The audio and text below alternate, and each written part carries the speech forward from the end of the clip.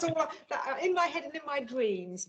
But in about 10 days' time, I am going on holiday, so I'm just sort of trying to get ahead of the game, get in the spirit, as they say. Very good. Hi, Shepard, Chris, Peter. Good afternoon. Good afternoon. Hello, everyone. Hey, good afternoon.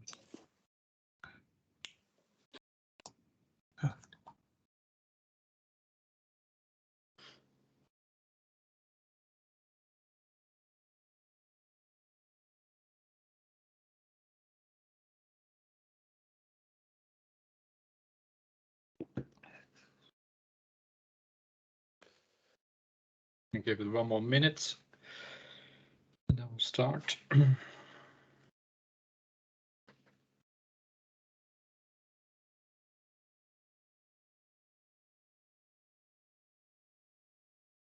Hi, Carl.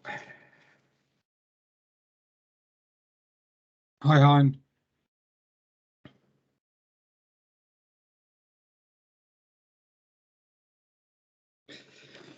Hi, James. Hi, Hi. Right, I'm going to make a start. I think there will be a few more who will join us, but good afternoon, everyone at the March Primary Care Commissioning Committee. Doris is sending her apologies, so I will be chairing the meeting today. The meeting is being recorded and will be broadcasted afterwards on YouTube. And as you may have seen from last month's video, it is now available with BSL interpretation. It's worth looking, if only for that. We have a pretty full agenda, so I'll try and keep everything going on time. There were no chair's actions, which takes me to the apologies. So Doris cannot make it. James Foster sent his apologies. Sue Merton, Mark Burgess, Jude Bowler. That's as far as we're aware of.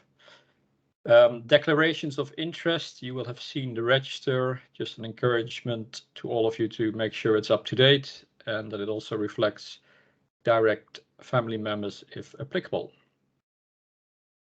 That takes me to a review of the minutes of the last meeting.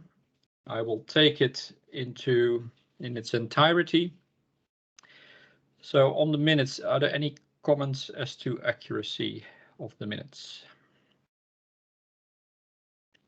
I take it as a no. Then many thanks, Sarah, for preparing a good set of quality minutes. Action log. There were 2. One was already declared completed in the pre-read, and I think the second one we can cover as part of the risk register, but I think it's reflected as intended in an action log. So I think we can mark both of those as complete. Forward planner, you want to say anything on that, Sadie? Hopefully the explanations are clear on that. Hein, you have asked us to extend the length of the forward planner to include April, May and June meetings, which have now been established. So we'll do that in time for the next meeting. Yes, many thanks. That takes us to item 6, the risk register.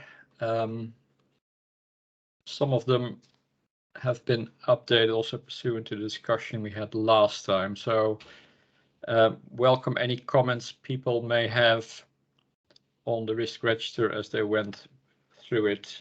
Got a few myself, but let me first test with anybody on the call.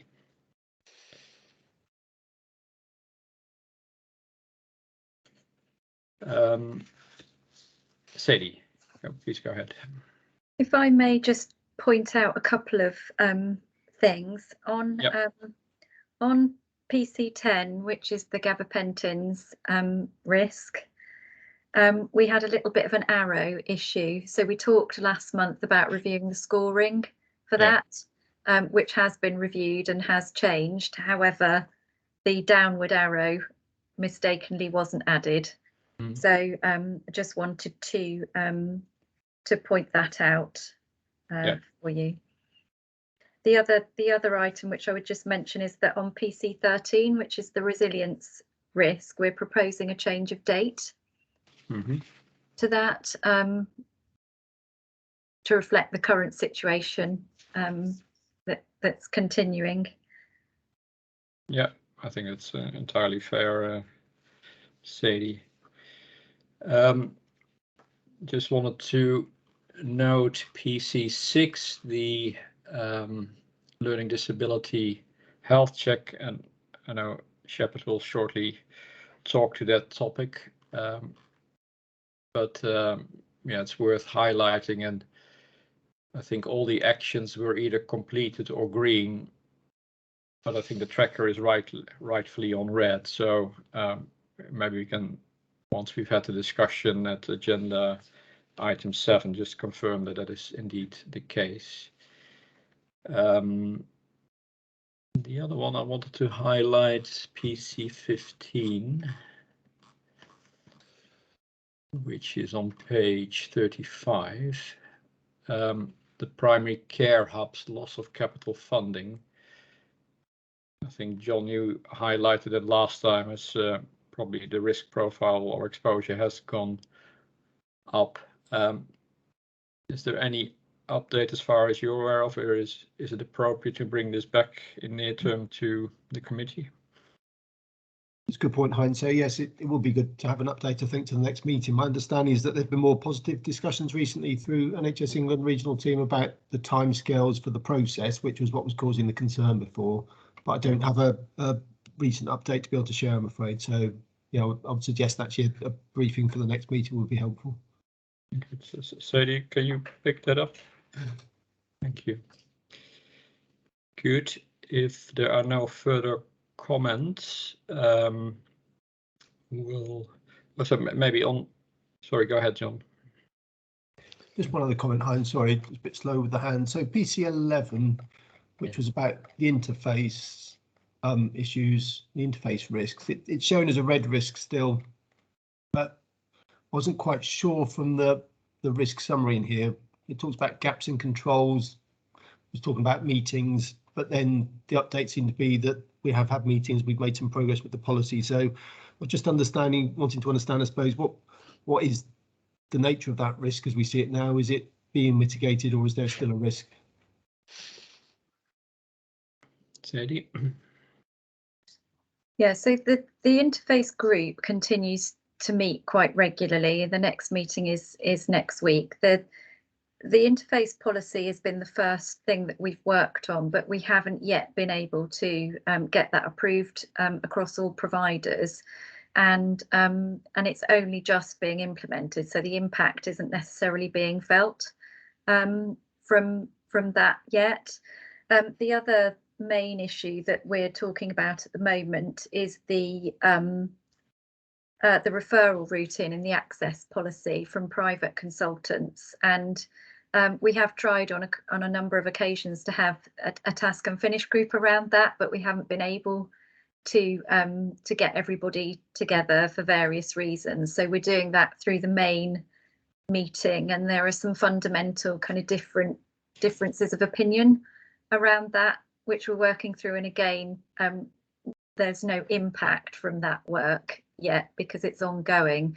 So I think whilst everybody's very positive about the group and the direction of travel, we are still in a position where fundamentally kind of we're still at the beginning of the work. So I think that's why the risk rating hasn't yet changed, because of that. Yeah, I recall Lois would come ideally every 3 months to give an update to the committee. Yeah. So probably next month it will be 3 months ago. So it might be worth planning that in, and we get a bit more color around progress made and still points outstanding. So thanks, Sadie. Good. If there's no further comments on the risk register, we move on to item 7, learning disability health checks, and it's over to you, Shepard. Thank you, Hein. I will take the paper as read, but I just want to draw the attention to page 3 and just to talk a little bit about the numbers. I've assumed that the committee will be interested to get some sense where we think we are going to land end of this quarter, and also our thinking going forward. So if I look at page 3, and I'll start with the so that's page 39 of the pack, I think, correct? Thank you. Yeah. Thank you for that. If I start with Great Yarmouth and Waveney, you can see that in terms of the uptake at the end of January, they're at 49%. And if you cross-look at the regional position, you can see actually in terms of performance, they are actually one of the top performing localities. And we are projecting that they will be hitting the target of 75% or more. So, and that is the projection they are also giving to us. They've requested additional resources through Protect Now, and that resource is being worked through. So I'm positive that the history suggests that they will hit the target, and the work that we are doing with them, they will be able to hit that target.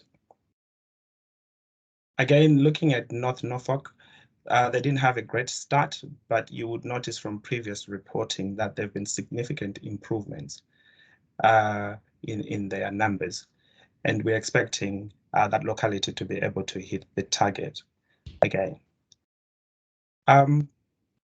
Looking at Norwich, you will recall or remember that this was the locality that was not doing at all very well in the past. It was the least performing locality, and that is our targets were reduced by that locality, and they are now leading on this piece of work, and we are projecting that they'll be able to hit the target of 75% or more.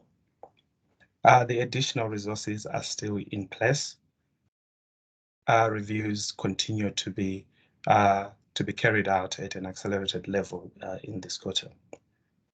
Okay, so the remaining two, so starting with the South Norfolk, I think that is the locality that is probably most challenged at the moment, and additional resources are being worked out, and we've done a submission to senior management, and it's going through that process. So we hope that we'll get the approvals to be able to put additional resources into that space. It's going to be tight. It's going to be a close call. Then West Norfolk, whilst the numbers are showing that it's the least performing, we've intensified our efforts in that locality. Additional resources have been put there, and the numbers will significantly change at the end of the quarter. We've got 3 learning disabilities nurses working with individual practice, and lots of feedback that we'll be able to provide to the system going forward. So in terms of our overall lending position, I think it's going to be pretty much a close call on the overall position, with some more work to do to bring other parts of the system in the next year, so that we can start at a strong position in Q1 and sustain that up to the end of the following year. I will stop there and answer any questions if I can. Very good. Thanks for the update. I'm sure there are questions. Rosemary. Thanks, Hein. Yes, I have got a question about the South Norfolk. I gather that there is some support come forward that may be being put in place. Well, it first came to light, I think, yesterday, but we've only got 3 weeks to go. And I just wonder why the support for that area came about so late, really. I would probably, we've just recently received some additional funding that could help to improve that position. So it's partly to do with funding, and also to do with the locality plans that did not materialize at the time of our discussions. Okay, so the funding, I gather, is to have a third-party provider. Is that correct? Provide this service? So there are two parts to that. The first part is about the administration function, which is through Protect Now that we are working through. Yeah. So they'll be able to organize that. Then the second part is to do with the third part provider, clinical provider, and we're still going through the approval process for that. Right, so with the third-party provider, I mean, probably realistically, by the time everything's set up, none of this will be happening till next week, will it, really, if you're looking for space and accommodation in general practice? If those checks spill over into the first quarter of next year, i.e. into April, any checks that are done then, will they count towards this financial year, or will they just start the beginning of the next financial year? It'll be the next financial year, but we are hoping that we may be able to get 2 weeks in this year if that is approved. I think learning from what has happened in West Norfolk locality, actually practices are able to mobilize much quicker. So if we are able to get at least 2 weeks once we get our approval and working on average of 5 to 6 patients a day, I think we would have made a huge difference in this year. So the small improvement possibly in this year. Okay, that sounds, coming from a practice, that sounds very challenging, I have to say. But good luck. Thank you. Thank you. Thanks, Rosemary. Tracy.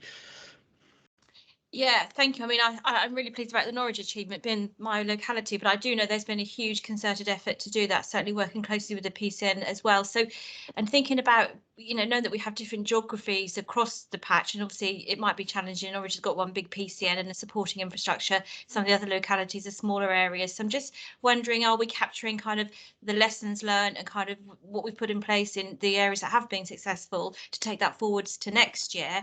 And also, that we're kind of spreading it out a little bit during the year, that we're not just rushing, because I'm aware that if we go to birthdays, for instance, that makes it easier. But certainly if we've done a huge bulk towards the end of the year, I'm just thinking about spreading that out and not leaving it all till the end of the year again. Absolutely, and thank you for that. We are absolutely working towards shifting or changing the way we do things to be more proactive. And there are some lessons coming from the Norwich area. And also we are working with colleagues from Suffolk who seems to be leading on the table. So we're really looking to learn from everyone who is doing well. We've got our 2 weekly meetings, which is the delivery group, which brings together all the localities, and all the information is being shared for learning purposes. And I think we are fortunate in Norfolk and Waveney. We've got Steph, who is leading on this piece of work, and she's really fantastic on this. And she's meeting with all the localities to share good practice of how Norwich has done. So it's really good. And she's met with the clinical nurses that are working in West Norfolk around to share that good practice. So yes, so we've got a wonderful resources to do. I'm excited about next year, because I think we are in a good place now. We are closing down on the tables in the region. So I'm excited to be reporting in Q1. I think it will be a strong position. Thanks, Tracy. John? Yeah, thanks. So building a bit on Tracy's point there as well, I suppose my concern here is that the target is an artificial one in a way, isn't it? 75% by 31st of March, and then you kind of stop and start again. But presumably from a patient perspective, it's when will we have achieved a recent health check for 100% of the patients on the register? Even if that's 15 months, say, from the start of this year, that will presumably give us more assurance that actually all the patients have been reviewed, especially having come through a pandemic period where some people could potentially have been waiting several years, I would have thought, for a health check. So I'm keen that we don't try and hit the target, Mr. Point, I suppose, to use a hackneyed phrase, that we do report as well on actually 100% achievement of the whole cohort over a period of time. Because otherwise my other concern would be, is it the same 75% that we get the health checks every year, because they might be easier end of the cohort, if there is an easier end of the cohort, if you like, and it's the harder to reach 25% that might never get a check potentially. So I suppose they're my concerns. If I can quickly respond to that, and really thank you for that, John. I think I feel like I've done a disservice to the discussions that our delivery group is doing, because 75% is a national target, but our ambition is 100%.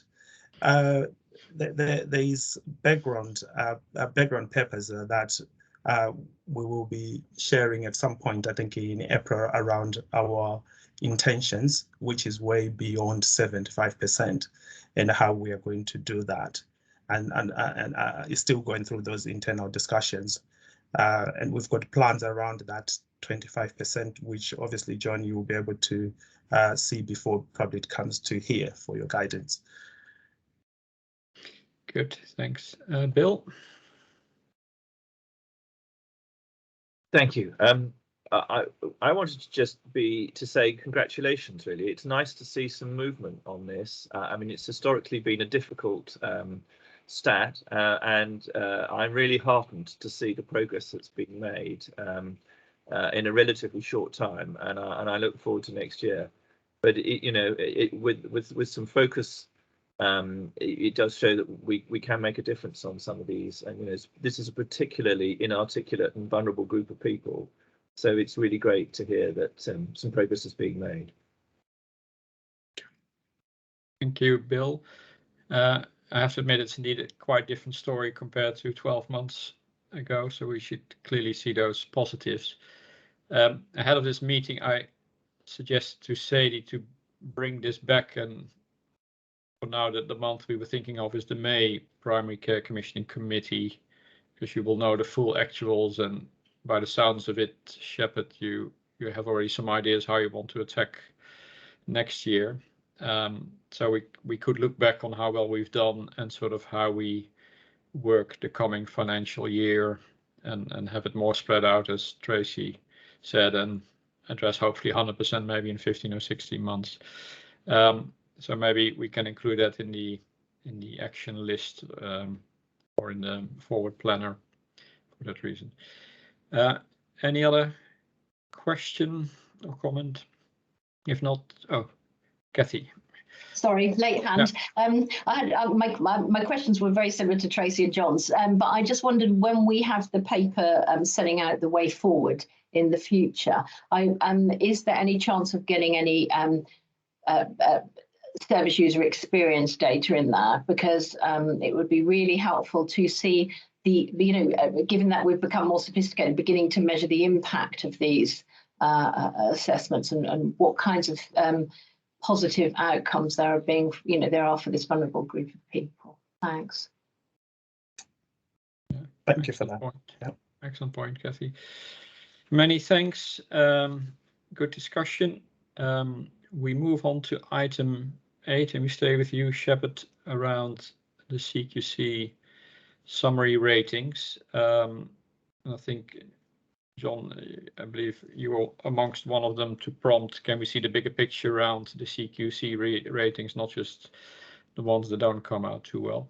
Over to you, Shepard. You may wish to continue speaking while I open the paper.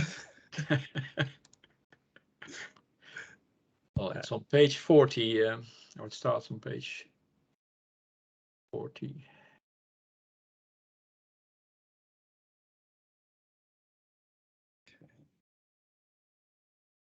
I'm getting there.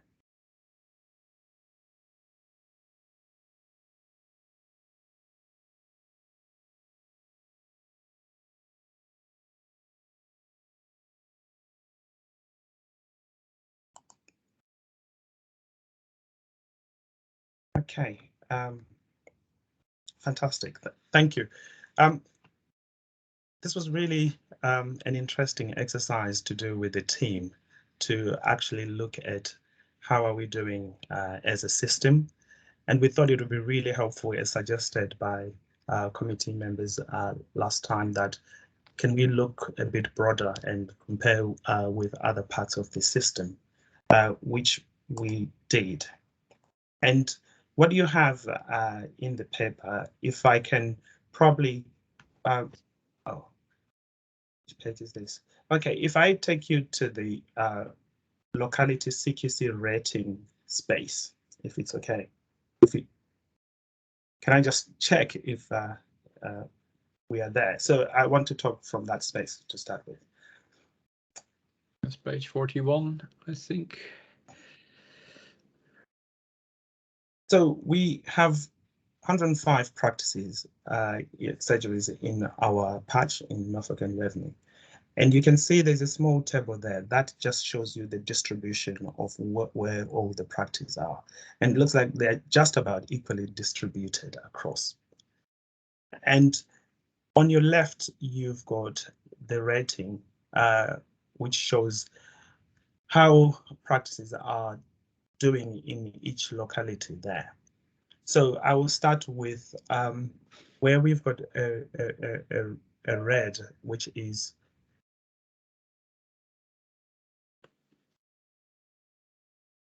okay. I'll start with the south locality because I think the bright color there attracts me to start there. So in that practice, you've got 3 outstanding practices. Then you've got 1 practice that is rated as inadequate. And I'm really pleased to say the 1 practice that it has got a red rag rating has now been inspected by CQC, and from inadequate, it's now a good practice. It's been rated as good. And that's really remarkable hard work that has gone into that practice. And we'll talk a bit more when we get into the practice at risk to just illustrate that. But a lot of hard work has gone into that practice to get to that. So that means that from the south locality will have outstanding and good practice only, which is really good to see. Then just to highlight, West locality has got 100% of its practice rated as good. But there's something to note, there's a caveat there to note in terms of when the inspections were done. So roughly about 70%, if I'm right, 15 of 21 practice have not been inspected within the last 5 years. So that's something that leaves us with some proactive work to do to ensure that this part of the system received the support and the learning that has taken place in other parts of the system. So we're quite conscious about that. We're quite aware of that.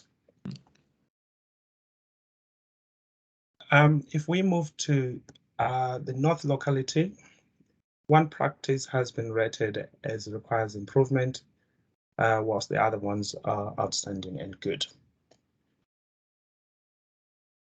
Trying to think of which practice is that, but that will surface in the practice risk in our discussion, so I'll be happy to do that. Norwich, I think what is peculiar about Norwich is it has received a lot of attention from CQC in the recently than other parts of the system, and they have done really well. 95% of the practice rated as good.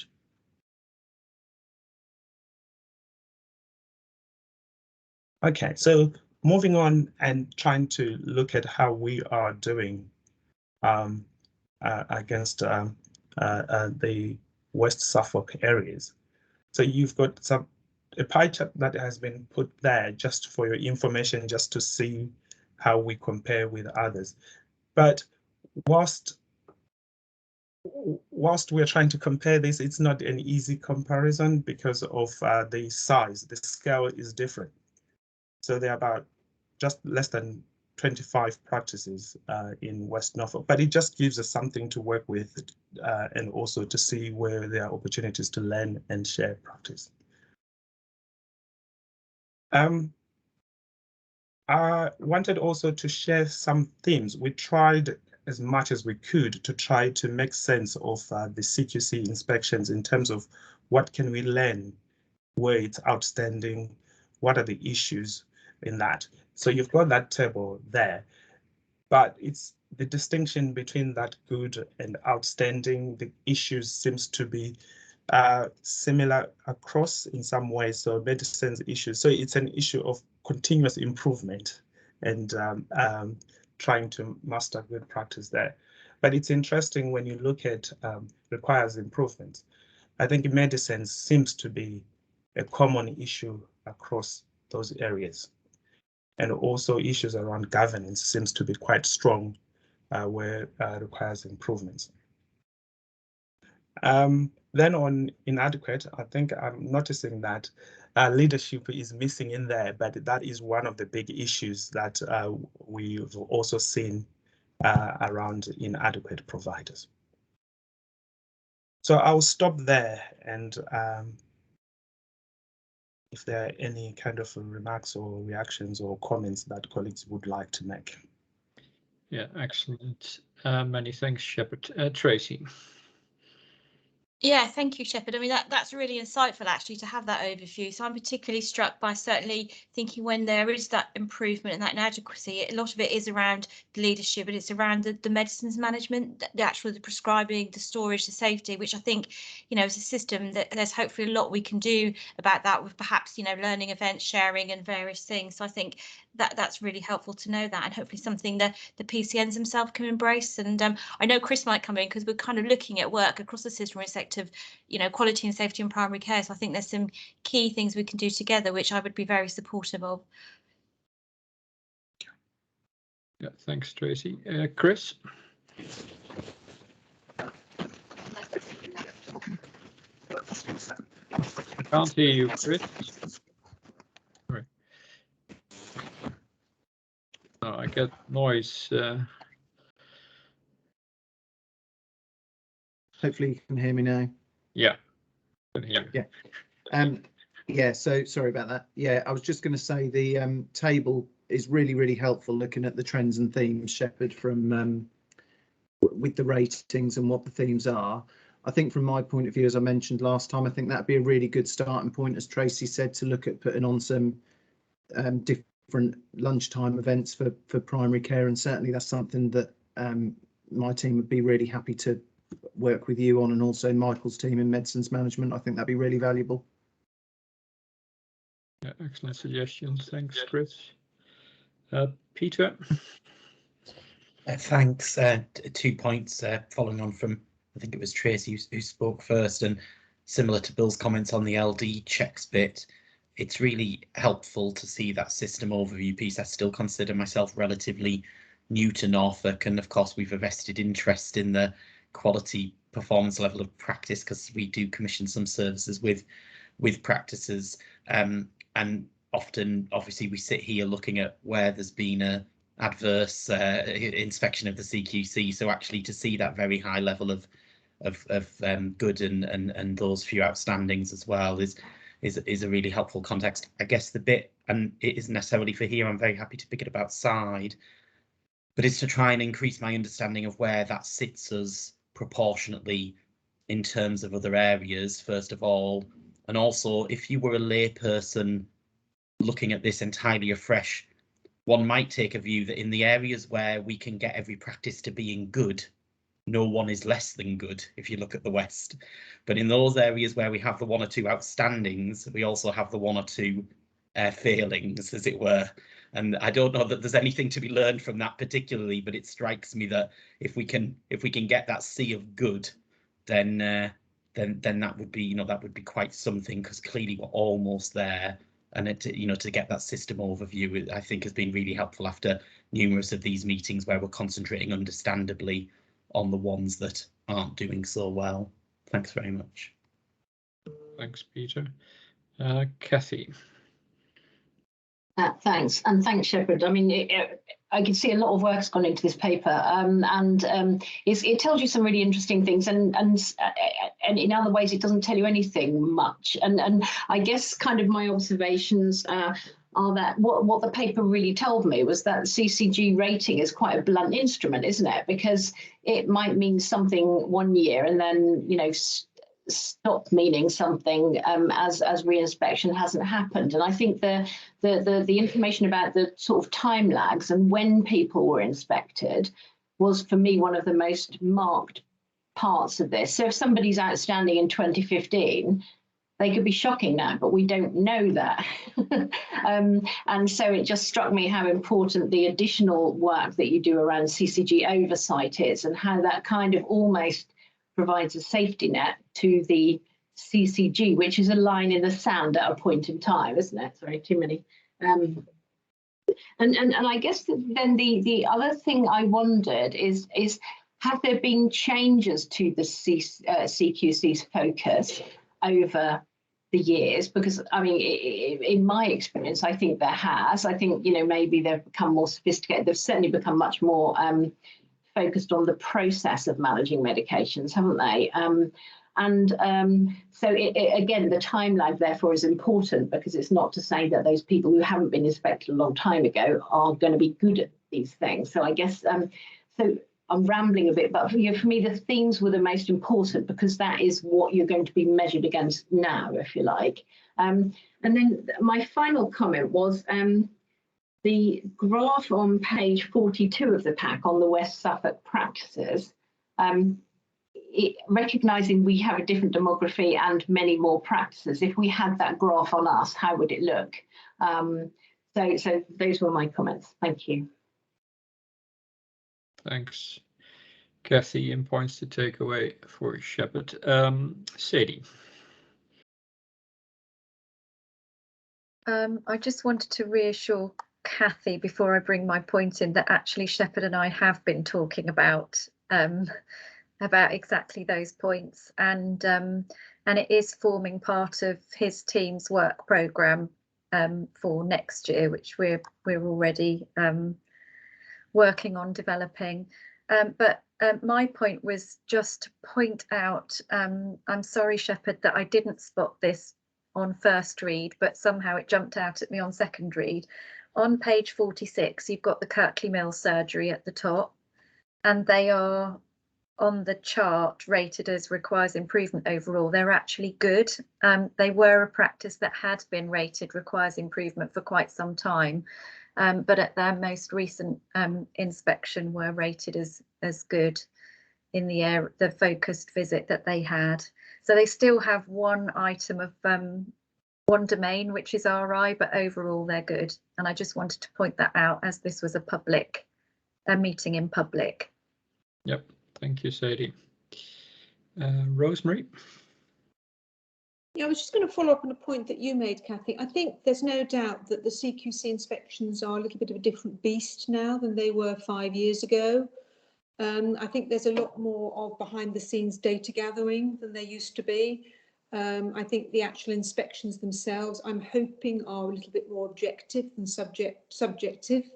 So I think the actual process is different and hopefully tighter and maybe just a bit more streamlined. So I think, as I said, the figures are all useful, but you do have to bear in mind, as I said, inspections are quite different now, I think, and I think the focus is on different areas. So it'll be interesting, because I'm presuming those areas that have not been inspected in the last 5 years, as we get back to a more business as usual model, we will be seeing the CQC coming round. So in another couple of years, it'll be quite interesting, you know, to see where we all are. Indeed. Thanks, Rosemary. Peter? And not dissimilar from Rosemary's comments, actually, I was going to say, you know, it's an active conversation. It has been for my 15 years as a healthcare commissioner. Are we, if you like, taken by surprise with the outcome of a CQC inspection on a provider, and how could we have foresaw, or how could we have known what the CQC would see? But I think it is important to be clear that as a commissioner, we don't have the access of a regulated regulator, a statutory regulator, but I do think it's worth, and clearly is, continuing to strive to have those local processes and measures and sort of smart metrics and things in place that we can get an idea of what a CQC inspection or a regulatory inspection would would come to as their sort of view, but it is a very different regime. Thanks very much. Yeah, thanks, John.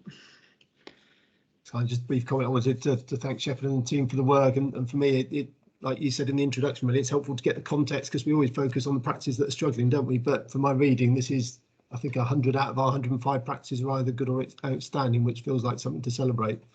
The concern I would have, I suppose, just mirroring what others have said, is the fact that obviously a number of these assessments are now significantly out of date, for understandable reasons. So it's really positive, but I suppose a question mark about what level of assurance we can put on that. But others have covered that already. But thank you. Yeah, thanks, John. Rosemary. Yeah, I just wanted to come back on the point about what to expect with a CQC inspection, because I think one thing that it's worth noting, which I think has been really positive, is that the CQC have been much more willing and ready to share what they will now be looking for in inspections. There have been some very good webinars, etc., for practices to give them a flavour of what they'll be looking for, the data sets they will be examining prior to coming, the drug searches they'll be running, all of that sort of thing. So it doesn't feel like quite such a cloak and dagger thing as it did before. It's a much more collaborative, we're not coming to catch you out, we're coming to help and support you. And I think that has been a shift from the first round of inspections. So with, good viewing of the CQC website, etc., there's very helpful tools on there as to enable practices to really get quite up to speed before a visit, and ahead of the game, if you like, to really know that the areas that they're going to be focusing on.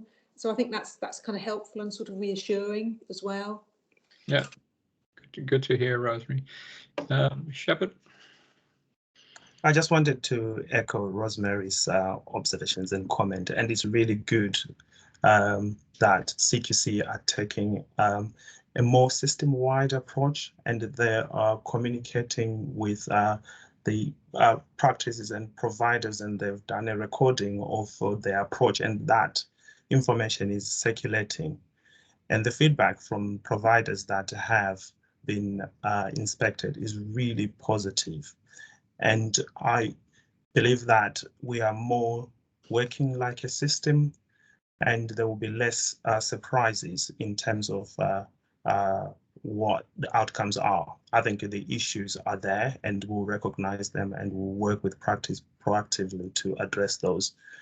And I think I'm positive about the practice visits that we are looking to bring forward in this coming year that would complement the system, including CQC, in terms of the work that we are doing. So that would provide assurance to ourselves and provide the assurance to the wider system about the work that we do.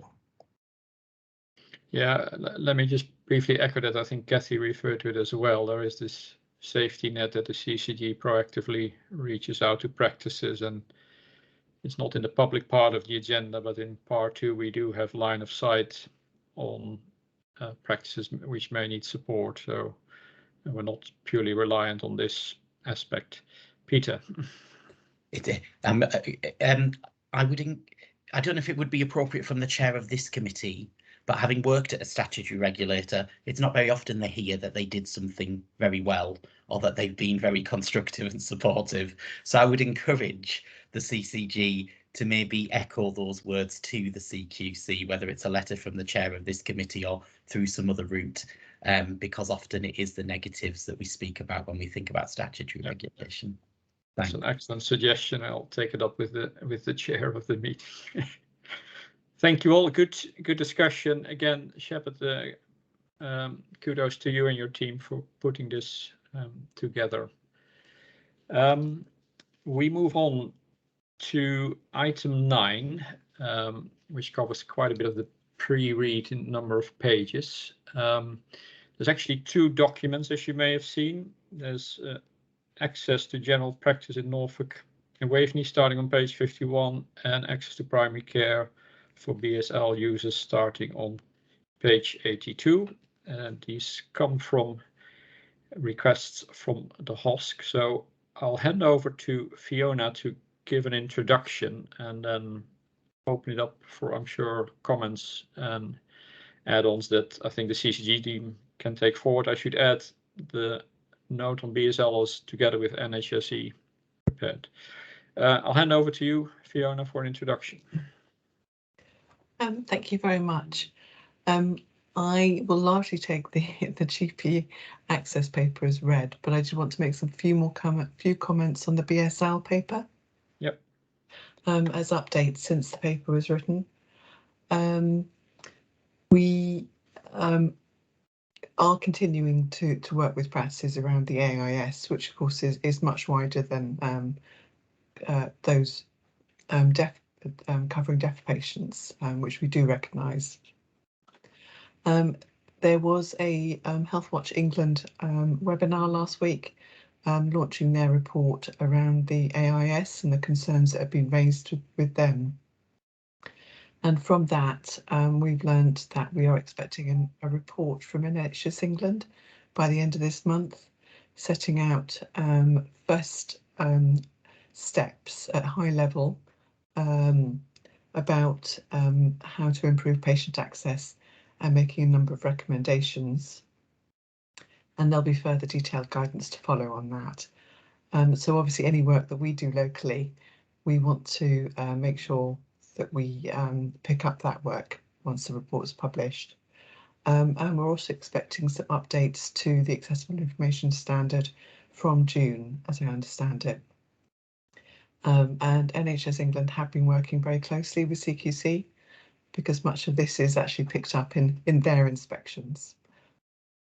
And also, I just wanted to share the fact that we've had a lot of positive feedback from practice staff who have taken up the offer to do BSL training, and they've really enjoyed it. I'm really keen to actually start using it, which I think is really positive. And we've got lots of learning which we're starting to pick up, which practices are now sharing, such as having deaf champions. And we've also got one practice who have had their name badges translated into sign language, which we think is it's just such a simple action, but hopefully will help patients to feel welcome in surgeries. And the final thing I just wanted to add around that paper is we're finalising the local commissioning plans, which are referenced in the paper for what happens beyond April around enhanced support. And we will be asking for Chair's action by the end of March if this is acceptable. So I'm happy to take any questions on either of the papers. Many thanks, Fiona, and many thanks to you and others who've worked on these notes, because it's a considerable amount of work. I fully appreciate that. So any comments or questions which would be helpful to the team as they sort of prepare for the HOSC meeting itself, which is later this week, actually? I'll open it up.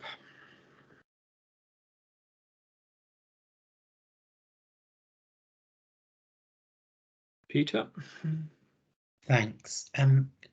I am conscious of the comments that have been sent outside of the meeting by the LMC, and I'm sure they are noted, but just to sort of acknowledge those. It may be felt that this is covered, and I'm conscious that the LMC didn't explicitly raise it from my reading of their comments, and so it may be a resolved point. But one of the things we've talked about in this forum before is whilst physical attendance at primary care has bounced back and is sat above the national level, there was at least a period of time when we weren't sure if we were matching quite apples with apples, in that we felt that some proportion of attendances was new activity in primary care, i.e. activity that was maybe being redirected from secondary care and having to happen in the primary care setting.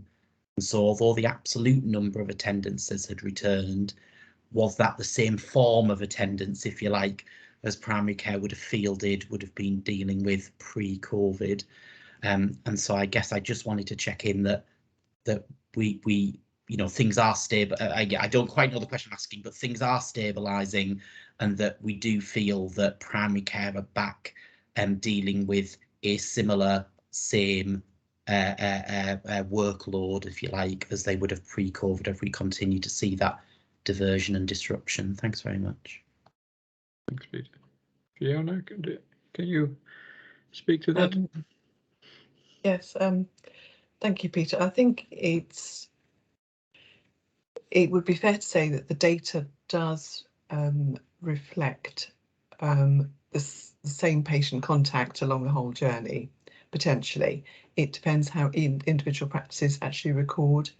So, for example, a triage followed by a face-to-face appointment, etc. So that data is difficult to break down. But I certainly feel, and the paper was prepared in conjunction with colleagues, general GP colleagues, that primary care is very much open for business. There were certainly challenges in December and early January, as you would have expected, and that's why we've not used that activity, but certainly we're seeing the activity very much stabilising, I think, and I think that's reflected in the graphs that are shown when you take away the COVID vaccination activity. And the proportion, the proportion of telephone to face does go up and down. There's no doubt about it. But the ultimate decider, and colleagues in general practice, I think, would agree with me, is patient choice. And giving patients what they feel they need, and a lot of patients will welcome online consultations, and that allows time to be made available for patients who do wish to have face-to-face appointments. Thanks, Fiona. Tracy. Yeah, it's building a bit on what Peter's comments were. So it's just wondering with the context, if they're actual contacts, are we counting particular context more than once? Because, you know, certainly I'm a primary care clinician. I know that I have, if you want of a better word, frequent attenders who come again and again. So it's always, to me, some of the new routes of kind of accessing primary care virtually are going to be accessed probably by some individuals a lot more than others. So it's just how are we counting that? How, you know, and are there kind of members of communities that, for whatever reasons, we aren't seeing, we're not engaging with, they're not coming to us? Because to me, as a clinician, they're the ones I worry about the most. You know, they're the ones that might present late with you know, cancer symptoms, various things. So to me, there's a bit of work about that to really understand this data. And I think it's also, what's the experience? I don't see reflected in that. What's the experience of the patient, the community, the population? What's their experience in all of this? I don't know that necessarily we've captured that for HOSC or generally. Fiona? Thank you, Tracy, and I think that they're very good points. The information that we have is provided by NHS Digital, and it's only practices who have access at a more granular level. So I think it's important for us to work with our practices to understand perhaps where the demands, as you say, where the frequent attenders and how they can be supported. And I think that's probably a different discussion, but absolutely a really important one.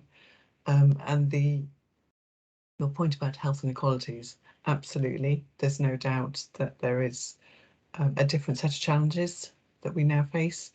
And that, I think, is reflected in the fact that one of the key priorities for PCNs this year and next year is around health inequalities, and making sure that primary care services are accessible to all patients in the way that they need to access services. But certainly we're not there yet. There's a lot of work to do, and we need to make sure that we can work with our colleagues in primary care to support them to do that, and also perhaps think about how we measure those outcomes.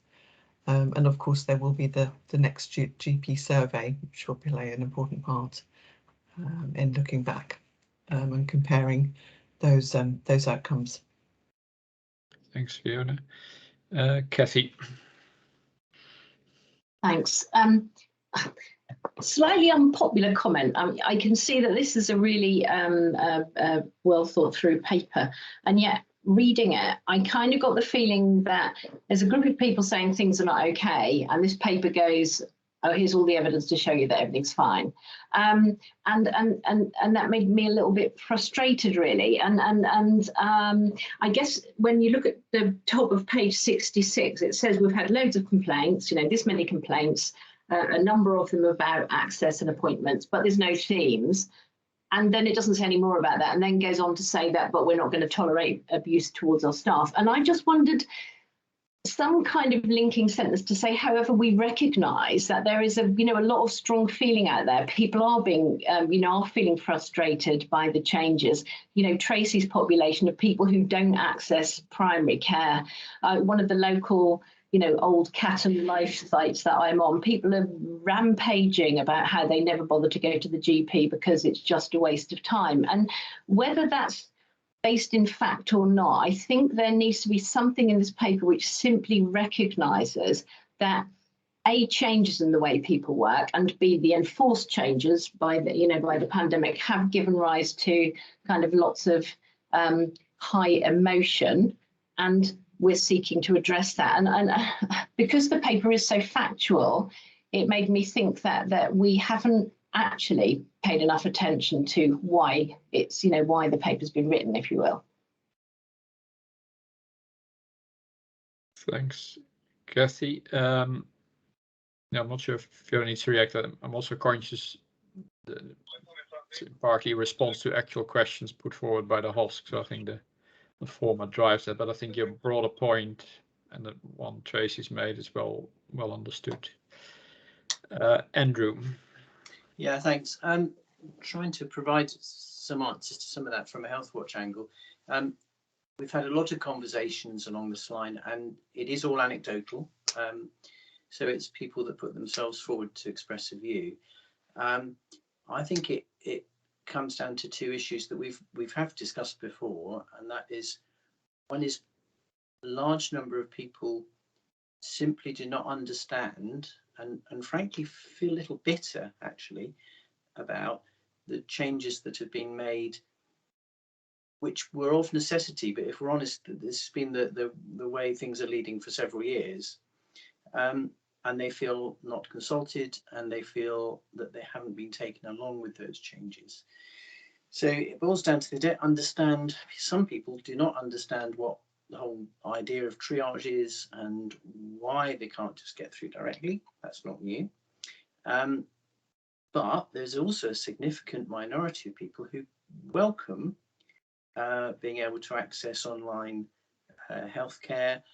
Of course, that tends to be the younger and more capable and more IT literate groups, and they think it's brilliant. But the people that are most vulnerable, so not all the elderly, not stereotyping elderly people, but generally older people, or also younger people who don't have good IT access, who are poor, who drug addicts, and there's a group of people who simply don't trust any form of online activity because of paranoid feelings about government monitoring and things like that. It's become a worse service, I'm sorry to say, and I hate saying that, but I think we've well understood that, and yet that paper, it produced, as Kathy just said, produced the factual rebuttal, but not at an emotional level, and that's what we get. And I went to a surgery recently to have a chat with some patients, and they were frankly quite angry, not with the individual clinicians that they're seeing, but with the, as they see it, the broader system that they feel has been stolen from them, frankly.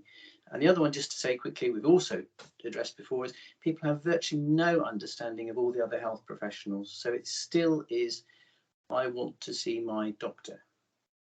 They don't know about all the other professionals that are there. And we've still got a huge communication and education task, I think, to do, which was started well before Christmas, but that's gone very quiet. I don't know where that's all gone.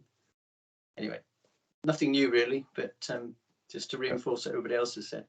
Yeah, thanks, Andrew. Bill. Yeah, well, I agree with a lot of what Andrew's just said, actually, is how do we know people are happy with where we are? Because I us doing any quantitative or qualitative work on asking people whether they are happy or not. And it might be helpful to do some focus groups or something, just to have an idea of where we're making progress and who is happy, and if there's any way of categorizing those sorts of people and the ones who are not happy, so that we don't then have to hit a massive blanket solution for everybody if we have some quite specific groups who have specific problems, and that makes them unhappy with the whole thing. It just makes solving the problem smaller, in that, you know, there might be a very large chunk of people we don't need to do anything to at all. So as a system, and I suppose that's where we sit in this meeting, I think it might be helpful to just do a small piece of work, and this isn't something that all practices have to do, just to give us some information to then help focus practices or guide them in terms of that. Because the one thing I wouldn't want to see is a whole new set of forms for everybody to fill in. Because I know how popular that would be, you know, and then somebody would have to collate it all and everything. But I wonder if there's a lighter touch way we could just suck some information out of this. Yeah, thanks, Bill. Sadie, I'll come to you in a moment, because then you can sort of reflect on everything they've heard. But I'll go to Rosemary first. Yeah, just anecdotally from within general practice, I mean, one of the barriers that people perceive as access, unfortunately, is the websites that are now provided by Silicon, our Footfall website. They're challenging. A lot of practices have adopted Footfall with Silicon, the company that runs Footfall, have taken the Silicon website as the access into their practice, their online website. And it's not ideal. It's not terribly user-friendly. It doesn't tend to reflect the individual practices as such. And I know for our patients particularly, it's rather a Marmite tool. You either love it or hate it. If you, you know, if you're very IT savvy and you can find your way around and you understand what all the rooms mean and how to access what you need, it's good. But for a lot of patients, it's perceived as another barrier. And it's not popular. And the problem that we have, certainly at the ground roots level within primary care, is we're unable to actually really change that website without going through Silicon to do it. So we can't make those little intuitive changes that we might do, which would have helped actually with communication with patients. A lot of that has to be done with Silicon. Now they're responsive, don't get me wrong, they are, but it's not the same as just sorting out your own website and making your own adaptations. And the point that you were making, Andrew, which is a really valid and pertinent one, is about patients not knowing what all these other people do in general practice. And as we get more of the ARRS roles coming through, you know, it'd be lovely to be able to really promote those on our website, tell patients a bit about them, all of that sort of thing. And it's just not so easy now for those of us that have used Footfall and use the Silicon site. It's just not so adaptable and flexible as we'd like it to be. Thanks, Rosemary. Sadie, you might have had a pertinent point, but maybe you can also reflect on some of what you've heard so far. Thank you. Yes, and it's been an incredibly constructive discussion, so thank you very much for that. I think from my point of view, I think we well recognise many of the points that have been made today. I mean, on a grand scale, we know that every month, roughly half of our or the equivalent of roughly half of our population, 600,000 or so appointments are happening. So, you know, it's a huge amount of activity, 30-odd thousand appointments every day happening in Norfolk and Waveney. And for the vast majority of people, they're probably quite happy. But as Tracy has pointed out, nothing is perfect here, and perhaps the most concerning thing for me is the fact that the people who probably most need our support are the ones we don't necessarily pick up in all of that work.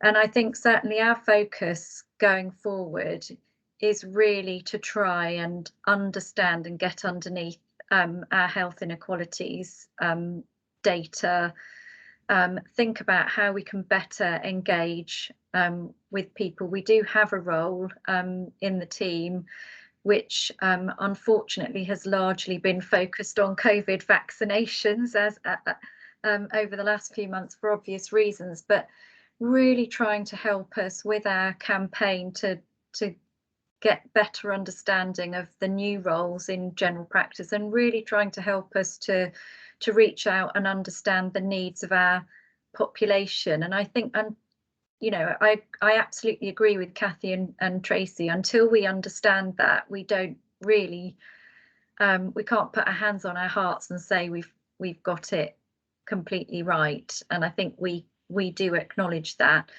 And then, of course, you know, when we do have that information and we can prioritise how we approach those areas, we're likely to still have a contingent of people who are dissatisfied with the service because they want it to be different. And I think somebody, Andrew, mentioned about still wanting to just see the GP. So I think, just to summarise from my point of view, really helpful discussion. I'm pleased that many of these things are already part of our planning, and we'll be able to, you know, over the coming months, start to bring our thoughts to you. We've started some of the early scoping discussions, particularly based on health inequalities, and we'll be really pleased to bring those back for further discussion in due course. But yeah, thank you very much. Thanks, Sadie. John? Thanks, Hein. Sorry, I just wanted to pick up on Rosemary's point, if I may, just very briefly about footfall website, just because I was speaking to the digital team a day or two ago, and they were saying what good feedback they were having actually from practices and patients on the rollout of the new streamlined interface for the website, which I think has maybe improved some of the things that people were flagging before. So just think that it's probably reflecting, as Andrew and others have commented, that there's an element of sense of Marmite about the usage of digital solutions. So just want to say that there has been some good feedback on that as well. So it might be worth maybe asking, there's probably a digital update due at one of these meetings soon, so it might be worth just picking that up as part of that next update. Thank you. Yeah, thanks, John. Rosemary?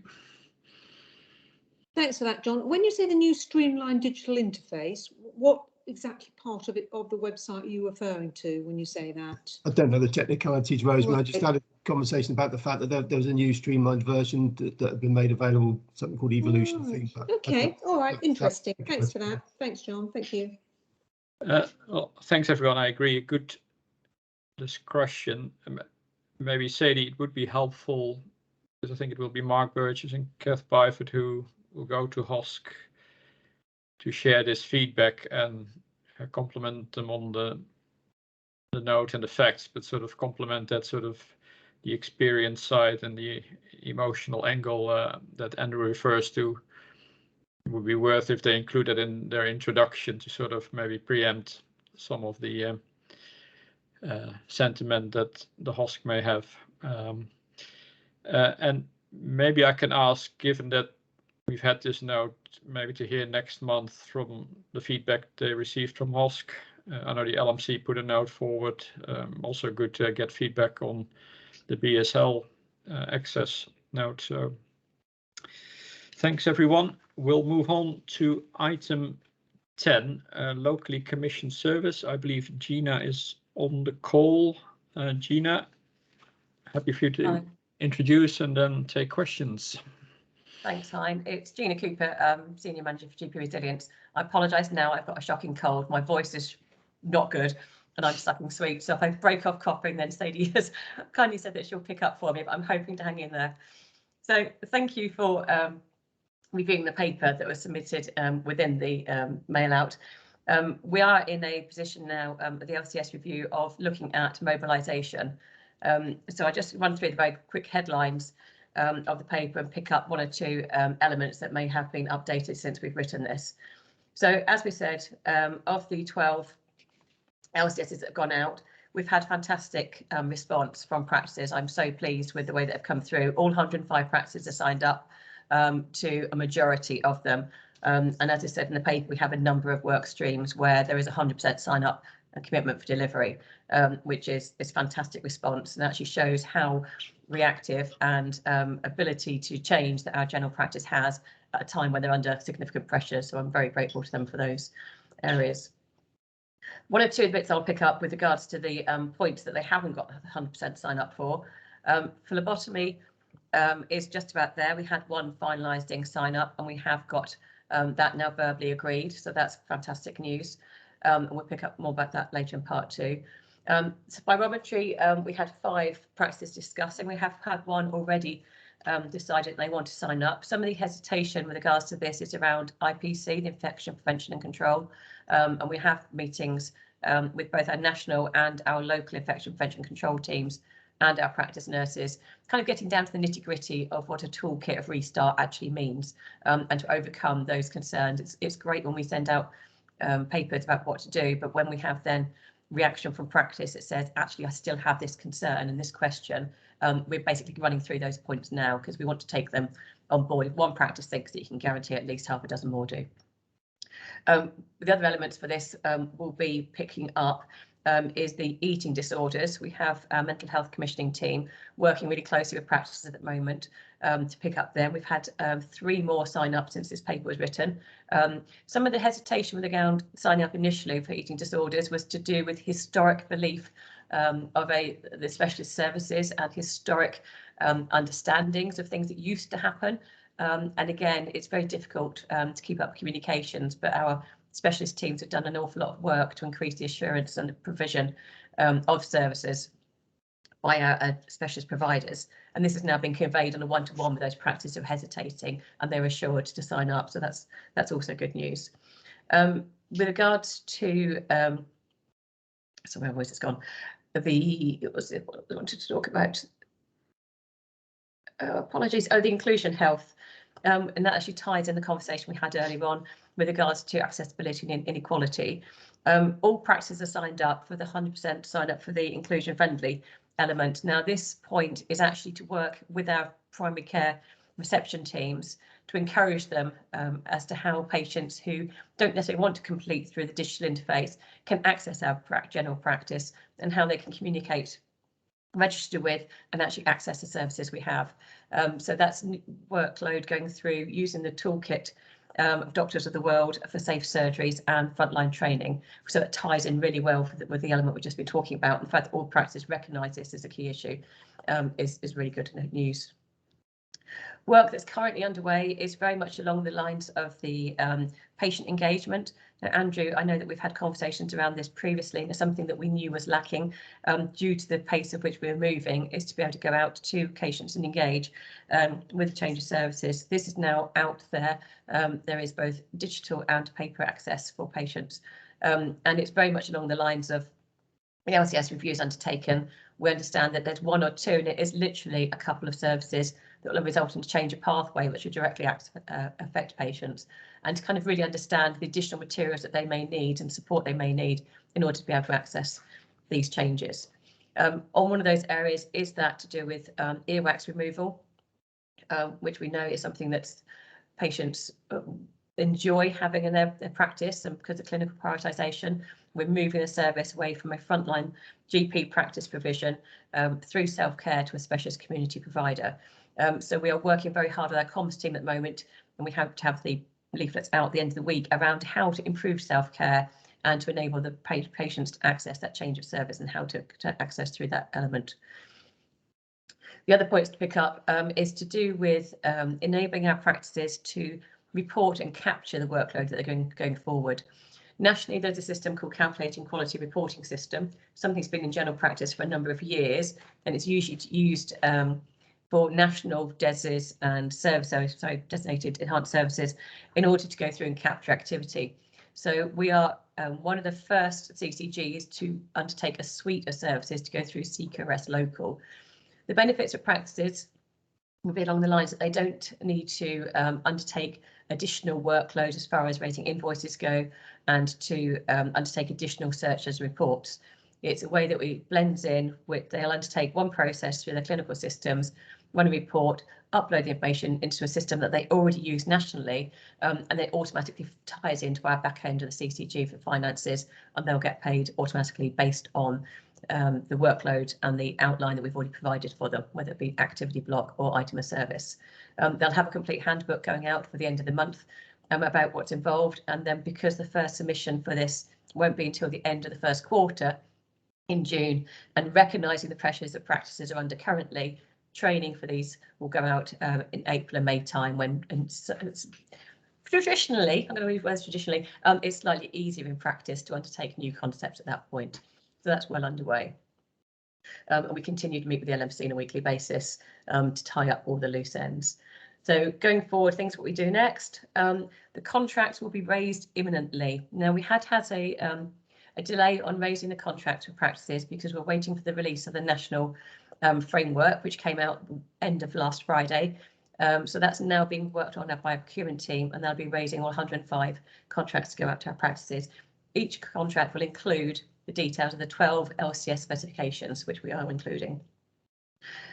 We've continued to go through and work with them, communication in the Teams channel. And the final element to kind of really raise with you about mobilisation is that we recognise really strongly to get the best out of these enhanced services, we need all practices working the same way, capturing the same data and reporting that data in the same format. And this very much ties into future commissioning decisions.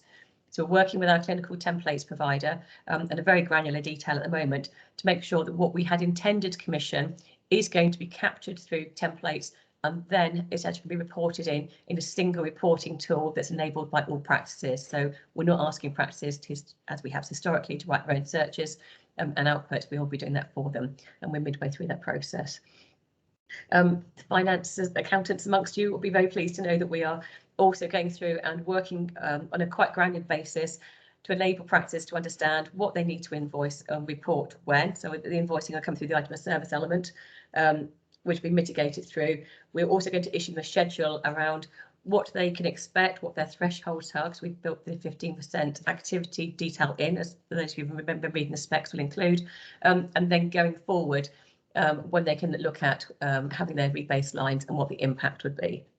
So we still have a lot to do in the next 3 weeks, but majority of it, I think, is well underway.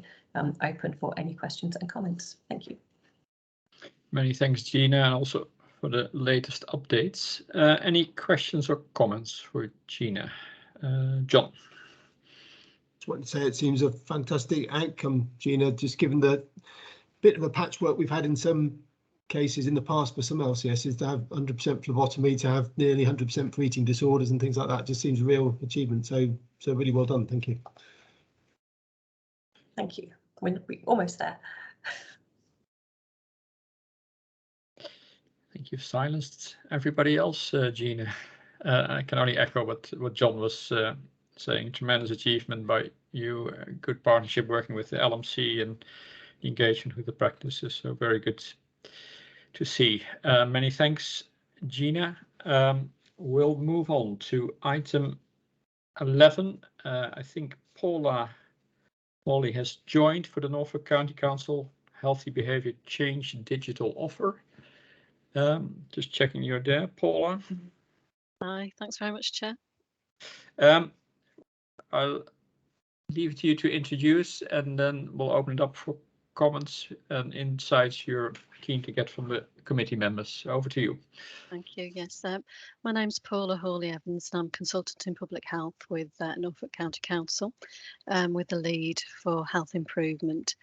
So just wanted to talk to you today about NCC's Healthy Behaviour Change digital offer that we're currently developing, and talk to you about the opportunities for its use, particularly in support of the discussion that you've had earlier in this meeting around the primary care strategy, digital enabling primary care, and also supporting people in the community, which I think it really links into. Just by way of background, NCC developed a healthy lifestyle approach, which was agreed by Cabinet in 2019, which was pre-pandemic, so hence some of the delays with some of this work.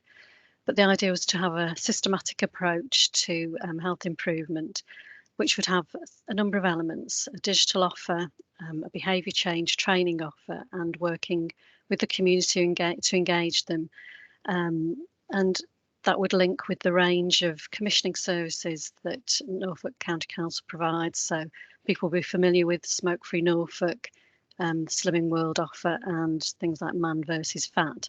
So together it would be a whole package that would really focus on how we can support adults who want to make changes in their behaviours. And that would focus on the 4 high-risk behaviours around smoking, obesity and diet, physical activity and alcohol. So that offer is really around looking at resources for the individual themselves as they want to make changes, and also for anyone who wants to help them make those changes. So that could be any primary care staff, social prescribers, wellbeing champions, a range of people. And the idea is really that it's a bit more than just a transactional information website. It's not just giving that information, it's about seeing it almost as an intervention in its own right, helping people to understand what behaviour change means, looking at their motivation, goal setting. So there's a range of resources on there. And it's based on behaviour change science and has been put together by experts, input from UEA and public health colleagues. And each elements have been tested you know, with various cohorts of people and the public. So there's quite a few more details in the paper itself. I'm not going to go into all that and all the content. But in summary, really, it's just about giving you an early heads up around this. And I know it's quite difficult when you can't see a product, but we wanted to make you aware that this was happening and its particular focus, and that we're hoping to launch it in late spring. So there'll be some links with yourself. We've just undertaken a branding exercise, so that is, we're just collating the survey results, and we've used the citizens panel and Flagship Housing as people to test that out, and hopefully we'll have that fairly soon. So that's really the information in a nutshell. I think there's possibly some opportunities to link with yourselves and work that you're doing, and maybe I can come back with a preview when we're at a bit of a later stage, but I thought it would be helpful at the moment to discuss it with you and see what the opportunities are for linking in with the work that you're doing. So thanks very much, Paula, and thanks for creating the awareness. And I think you hit the nail on the head. What do we see as the opportunities to leverage this work, Tracy? Yeah, thank you, Paula. Thank you for the overview. And it's great to see that this is here. I mean, I think one of my questions will be about those that perhaps aren't digitally enabled, because clearly kind of the reach for that might be limited, certainly for some members of our community. So, you know, is there consideration for bespoke offers, certainly for specific communities or community champions? So thinking perhaps, hopefully you'll be linking in some of the work we're doing system-wide in respect of health inequalities. We have the oversight group and particular work streams within that I think might support, you know, the kind of the engagement of communities, but kind of the awareness of this tool and how it supports other programmes of work in respect of health inequalities. So be keen that you support that. And I think also linking into, you know, our various localities. So we will have, as you know, the health and wellbeing partnerships, particularly looking at health inequalities. So again, it's that. And I'm just thinking about when people are utilising the tools, does it kind of correspond to what their offer is locally, so what's available to them? Because sometimes when you're considering aspects of perhaps motivation, loneliness, it's about doing things with other people as well. So how does that link people into their communities? Just wondering if there's some aspects of that to consider. Thanks, Tracy. I'll just move around the block, and then maybe towards the end you can reflect on the feedback you've heard, Paula. Okay, Sadie. Thanks. I think the opportunities around this model is that it's probably going to have a wider reach than people trying to fit criteria for a face-to-face service. So that's I think really positive. I guess it's how it integrates with the existing face-to-face offer, and how, you know, if people are unsuccessful in their attempts through trying to do it on their own, how they can then move into almost a mixed model approach, I suppose, and how, whether we've thought about, will it divert some of the activity from the current way of offering support, which might free up more capacity, for example, for what Tracy has suggested around the health inequalities work. Thank you. Thanks, Sadie. Bill? Thanks very much, and thanks for letting us bring it here today. I think this is really important, and it's something that I've been, as Paula knows, very keen to see finally make the light of day, because it's a project that's been around for a while, and I think that I'm very keen to get it launched. But I am also it's not a static resource that can't change, and I think that if there are ideas and approaches that come from it, or and I'm sure there will be opportunities that previously people hadn't thought about that come out of it, that the team won't be sort of packed off and sent off to do something else. We're going to keep investing in it so that it is something that can change and grow and respond. I was just very keen that people who wanted to make a choice didn't have to necessarily engage with the system if they felt that there was support for them, and if it then leads them into the system, or if you've got and one of the things was that if you want to help somebody else make changes in their life, that it empowers you to be a resource for the person who you're trying to help at your own time and in your own place. And so we don't know what the branding is. I'm keen to have a sort of a brand that isn't specific to Norfolk, because in some way it might seem parochial to people, and it's more about, if you're a person who wants to make a change in your life, this is somewhere you can go. So and if you've got any very strong ideas about branding, then let us know, because we haven't made the final decision yet. But hopefully now that it's on your radar, and I just say, all feedback through Paula and a very competent team will be very welcomely received. Yeah, many thanks, Bill. One observation from my side is probably it's also useful for the social prescribing staff at PCN level to have sight of this, because some of it corresponds very much what they're trying to pursue. Maybe back to you, Paula. You heard several reactions in terms of making sure we think about those who we maybe label as digitally excluded, and let's make sure we don't exclude them in the thinking behind it. But back to you for some early reflections. Yes, no, thanks for those really helpful comments. I think in Tracy's points in particular, we're working with our Healthy Libraries service to look at how we link with them around supporting people who want to use this. And I think that will be, quite a good link into people who maybe haven't got those, aren't digitally enabled. We're very involved in the health inequalities oversight group, particularly looking at data-led approaches, and I think again looking at disadvantaged communities and how we can make things much more applicable to them, and even looking at things like the Protect Now programme to see how we can work with yourselves and Rob Jackman on that to really tailor some of these services to them as well. So I think it's a really important comment that we need to take on board. And as Bill was saying, really, I think this isn't static. It's something that's going to evolve and shape. And, we really do welcome, ongoing input. And I think it will change as time goes on. I think we do see it very much as integrating with services. I think Sadie's point.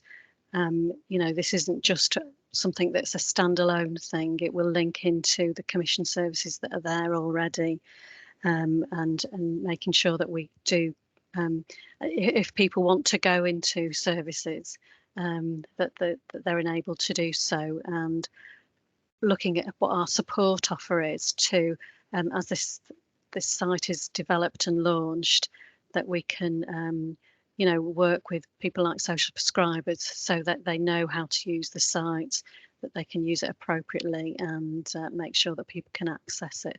So I really welcome your comments and thoughts, and I'll take those away as we develop it. Yeah, many thanks. Peter? Thanks. I'll just add a word or two to Paula's bit there, picking up on Sadie's point and Bill's point as well, that some of the physical services that are outlined in Paula's paper actually mark new investment and growth in our physical provision around healthy lifestyles in the last year, not least around the man versus fat programs and such. And we absolutely will be continuing with those. And as Sadie suggests, you know, if anything, what this does is free up some of those resources where people who would prefer and can engage online to support some of those who maybe aren't able to for various reasons, and actually has a common thread with the primary care conversation we were just having through the HOSC paper, that there will be people to whom the physical attendance requirement is a barrier, and they will prefer to engage with a digital and online platform. And along that line, to repeat again, not a fixed resource. We do have a budget aligned to this recurring. It's not just about pressing go and the platform's launched and that's it. We've got a continuing sort of development budget around that, so that we can adapt and shape this resource. And you know, what we expect from a digital resource will naturally change in time anyway, in terms of how clever our systems can be. And so we'll, you know, develop in line with that. Thanks very much. Yeah. Many thanks, Peter. Yeah, Paula, many thanks for bringing this note to the committee. Great to have awareness that this is coming, and I'm sure we'll see a demo when it's properly launched. Many thanks great. again. Thank you. I'll move on to item 12, the prescribing report. Michael, you want to say a few words by way of introduction? Yeah, introduction from myself. Yeah, so I'm Michael Dennis, Head of Medicines Optimization for Norfolk and Waveney CCG. So this is a standard prescribing report based on December data as it is, and just looking through some key indicators, etc., and explaining some of the variations in costs and drug prices, which cause issues with rational budgeting. But anyway, so I'll move on. So section 2.4, explain category M, which is the medicines margin, which is the tool that the Department of Health, NHS England, use to remunerate community pharmacies for delivering the pharmacy contract. But they do that by changing drug prices on a quarterly basis, and you can see in section 2.5 the effects of them putting up drug prices to feed in money, overcooking it, and then taking money out. So in Q1, for instance, there was 10.4 million went in nationally. Q2, 48.9 came out. Q3, 26.8 million came out. Q4, 16.4 million came out. But what this practically means is that January, February, March, we should get a financial benefit in terms of the money coming back into category M, because it was previously, should we say, overcooked in terms of the amount of money put into drug pricing. So that's of benefit, but I suspect as we move into next year, there'll be an element of overcooking the repayment to CCGs. So I suspect we'll have a higher cut of category M to pay back early next year. But let's wait and see. Dependence forming medicines. I did suggest that when we got to January data, we might have got off third highest step in the country on anxiolytics and hypnotics. We haven't got to January data yet. We are very tantalizingly close to coming off of third and getting to fourth or fifth. So you can see some of the graphs. We are moving down faster than the national tendency to move down on that particular indicator. We have improved on opiates. We've improved in terms of percentile on gabapentinoids, although strangely we've stayed at the same position, 25th nationally on that one. Antibiotic prescribing, this is going to be in the prescribing quality scheme, as you'd expect, and we've been working with outlier practices, and we've seen some good improvements. There's still some significant outliers, which we are seeking to work with to understand and improve that situation. And I've just highlighted some of the top line indicators. I'm on the third draft actually at the moment of the prescribing quality scheme for next year. LMC are wanting us to aim to launch it in April, which I am planning to aim to launch in April. I've sent it round to the Clinical Executive Committee for comments on the clinical nature of the indicators and to the LMC on for their comments. And I'm hoping there'll be good agreement with that, and then we'll talk to finance about how much remuneration we wish to add to that work and what support we can provide as a team to get practices to deliver these. There is a move back to some cost saving areas because that is necessary, but there are also things that we should be doing anyway. So we're encouraging practices to work on, reducing opioids, high dose opioids, which is a high cost area, and changing the DOACs we're using, which practices are being encouraged to do through the impact and investment fund also, and some other things you would expect us to include. And so hopefully next month, April, I'll have agreed a financial envelope, and we can sign off the finances and aim to launch this at prescribing leads in the round starting mid-April. I am hopeful, but at the moment we've been working on various savings initiatives, shall we say. Comments welcomed. Good, thanks, Michael. Any questions or comments for Michael? Maybe I can ask one around outlier practices. So what's your overall sense how that engagement is going? Are you getting the traction you hope? Okay.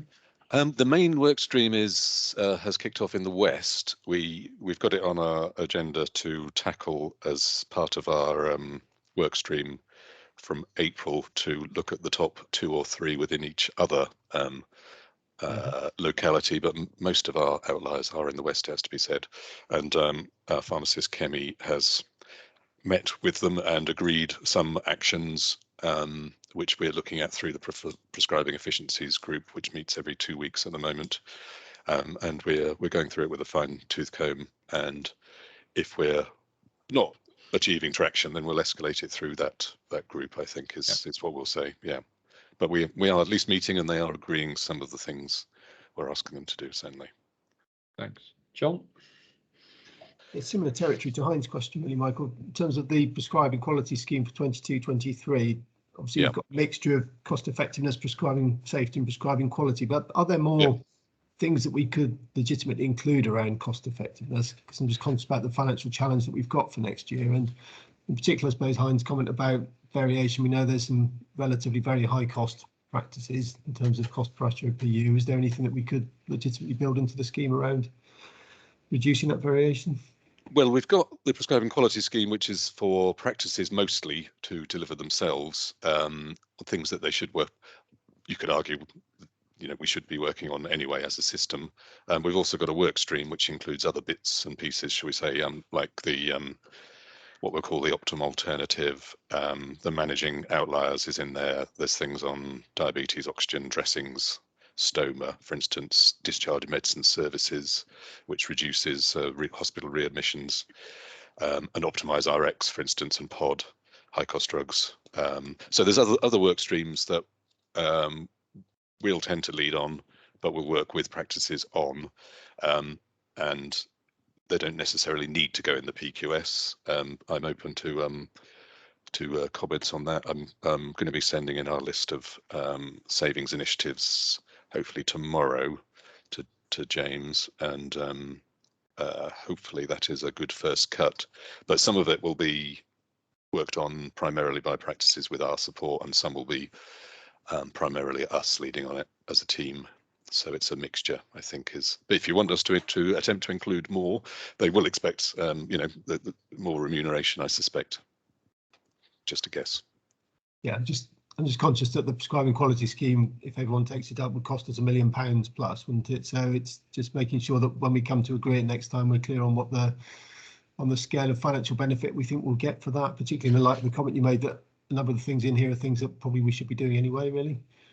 Well, we should. It's just getting over that initial step of, I suppose, what's the benefit to us? I mean, the benefit to them is that they'll, achieve some good quality indicators and improve quality performance, but and reduce cost at the same time is what we're keen to promote. And yeah, it is a fine balance. I think we've certainly included a lot more of the savings initiatives and the bigger things that we should be working on anyway. If I'm repeating myself. Okay, thank you. Okay. Yeah. Thanks, John. Andrew. Yeah, Michael, I just wondered, have you got a view on the characteristics of those practices that high antibiotic prescribers? I was thinking along the lines of continuity of care for patients. So whether there's any link with high locum use or in particular high turnover of prescribers in those practices. That's a good question. I don't know off the top of my head. It's possibly worth exploring with the locality ADs to see if that is an explanation. In the practices that we've managed to turn around, we've found mostly that some old guidance rather than the current guidance was being followed, to be honest, and that there was just some refresher on what is current guidance, I think was the key learning from doing audit work in those practices, and being relatively supportive, but reiterating the fact that most patients who come in with an acute infection aren't necessarily antibiotic seekers, and GPs think they are. Research suggests more commonly antibiotic seekers when they're not actually antibiotic seekers, and just having that conversation and attempting to say no, I think is what we're suggesting. And delayed prescribing.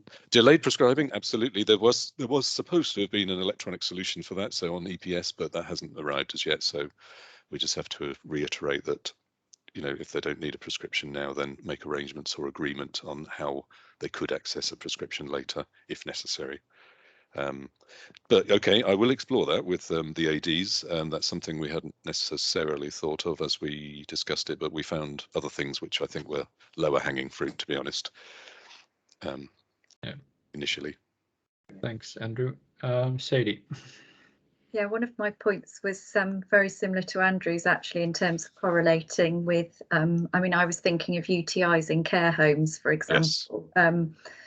But not all, but many of the practices on that list are dispensing practices, and I genuinely don't know whether that has any bearing on the selection of antibiotics used, and where we're at with our formulary, and whether we have, I mean, presumably these drugs are not on the formulary because we have a target around certain antibiotic prescribing, but is there something we can do to look at that in respect of dispensing practices and the PQS?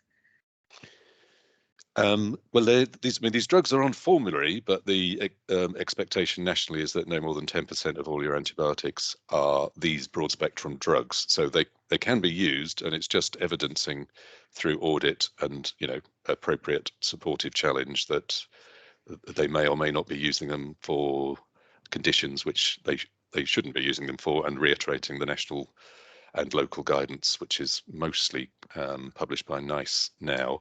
It is interesting that they are mostly dispensing practices. You could say there are some drivers to default to prescribe something more in terms of financial interest, but we would hope that isn't the case, but that certainly may be a factor in terms of thinking about prescribing or not prescribing. But these particular broad spectrum drugs, they can be used, but they're seeming to be used, I think, too often is what we would say in these areas. Sorry, somebody's just calling me. I'll just decline. Yes, I don't know how much further we can get in terms of, is there any suggestions in terms of what we should be asking in terms of drivers for dispensing practices beyond the obvious that I've just said. Yeah, I've seen I think you've shared something before on correlation. I have, yes. Some patterns with dispensing behaviors. Maybe not to solve here in the committee.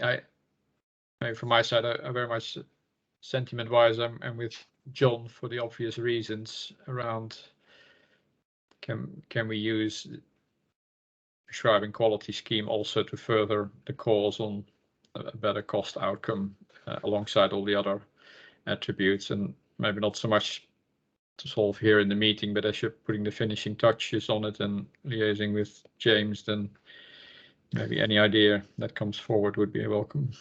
Yep. So by the end of the week, I should have the latest draft, which I will hope to launch in April. I will see if there's other ones that will be. You need them to be relatively easy to do. Well, apart from the lot of work involved in doing it, and delivering high cost savings at the same time, and providing a level of remuneration which is acceptable to us and to those doing the work. So it's a fine balance. I will have a further look and see what else we can put in there. But as I say, we've got a work plan that sits alongside it, which predominantly we'll try to deliver. Yeah. Good. Many thanks, Michael. We move on to item 13, the finance report. James is on the line, so over to you to give a brief summary and then open for any questions people may have, James. Thank you. So as usual, I'll take the report as read, but highlight the key points and also clarify some of the points made in the report.